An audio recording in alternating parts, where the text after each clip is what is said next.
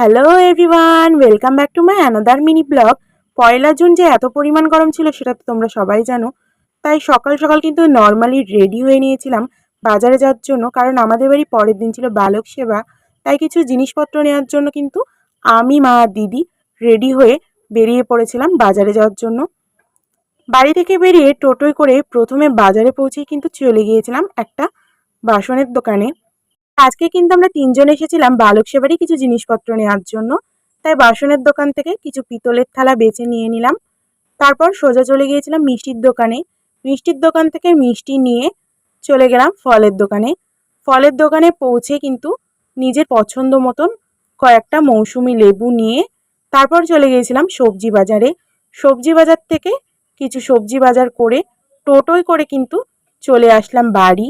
আর নামের নিচে কিন্তু বালক সেবার ফুল ব্লগটা অ্যাটাচ রইল, তোমরা চেক করে নিও। টাটা।